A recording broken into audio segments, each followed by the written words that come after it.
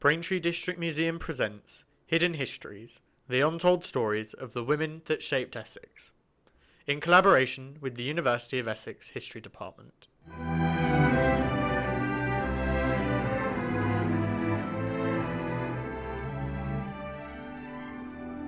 Hello and welcome back to the Hidden Histories web series.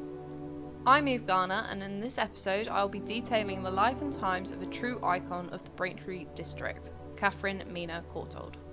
Katherine was born in 1856 into the wealthy and influential Courtauld family, as the first child of George and Mina Courtauld. Her early life, whilst one filled with the comfort and privilege that came with the Courtauld name, was dominated by the death of her mother when she was only 3 years old. Her father would go on to remarry in 1864 and then again in 1888, producing 11 half-siblings for Katherine and her younger brother George. Katherine is of course a cousin of Katherine Courtauld, whose life and impact to the local and national suffragette movement, as well as her prowess as a woman of her time, is detailed in episode 2 of this series. After boarding at a private girls' school on College Villas Road in Hampstead, London, at the age of 21, Katherine started running her own farm in Colne Endgame back in Essex. Knight's Farm, as it was called, was one of the many farms owned by the Courtauld family, and was purchased especially for Katherine by her father in 1877. In the late 19th century, there were no women's agricultural colleges, but Katherine overcame this by seeking theoretical and practical knowledge through working on another of the family farms, keeping up to date on the latest agricultural literature, and by visiting model farms up and down the country. Knight's Farm covered a total of 243 acres, of which Katherine cultivated into a mixed farm of both arable land and livestock.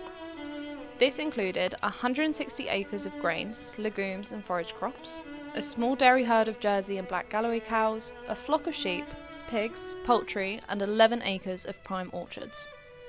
Whilst her farm would gain much appraisal over the course of her lifetime, it would be this small stretch of orchard that gained Katherine her national acclaim, winning her numerous prizes for her apples. Katherine employed many women on her farm, quite unusual for larger farms of the time period, ensuring that they were fully trained and enabled to develop the skills necessary for agricultural life. Katherine would go on to join the other members of her family in a wide range of political, philanthropic and cultural endeavours, of which finds her highlighted in this series. Katherine served as president of the Essex Agricultural Show and then as parish councillor in the 1890s, before becoming a member of the Essex County Council between 1914 and 1934.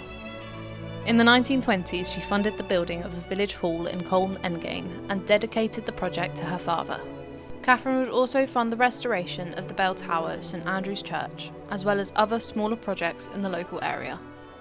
Katherine, like many of the other members of the Courtauld family, was an avid and active supporter of the suffrage movement, serving as secretary of the North West Essex branch of the National Union of Women's Suffrage Societies before the First World War. It was these local and regional societies that helped shape the larger national movement towards women's suffrage. Whilst many individuals will have heard of the great acts of the more militant suffragists of the larger cities, it was women like Katherine who helped instill an everyday understanding towards the importance of women's suffrage. This was furthered by Katherine's founding contribution to the Women's Farm and Garden Association, which was founded in 1899 as the Women's Agricultural and Horticultural International Union. Katherine served on the council in 1900 and was elected as their chair in 1907.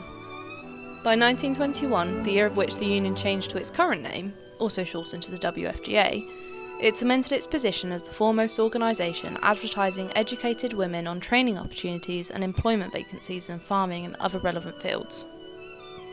Katherine would use her Courtauld family wealth to buy the WFGA 98 acres of land in Lingfield, Surrey. This site was divided into small holdings and let to female tenants who had agricultural experience and possessed a small private home. Unfortunately, the site faced financial and housing difficulties and wound down to its eventual demise during the 1930s. In 1932, Katherine would give the freehold to Courtauld House in central London to the WFGA to use as its headquarters. Katherine never married and lived her life on her farm as an open homosexual with her lifelong female companion, Mary Gladstone, the daughter of a Birmingham wine and spirit merchant. Both women enjoyed their outdoor lifestyle, frequently riding in the East Essex Hunt and other countryside activities. Katherine is said to have cut a striking figure for a woman of her time period, wearing her hair in a short crop and dressing in a waistcoat, jacket, shirt and tie, Yet due to her social standing, she rarely, if ever, wore trousers which might have just been a little too radical. Katherine Mina Courtauld would die of cancer at Knight's Farm on the 5th of June 1935. A stained glass window of a sower and a reaping angel is dedicated to Katherine in St Andrew's Church in Colne Engain, installed as a memorial by Mary Gladstone. Katherine's contribution to farming and to the local suffrage movement was celebrated in 2021 by the Essex Women's Commemorative Project, with team member Juliet Townsend highlighting Katherine's grit and sassiness that defines the people of Essex.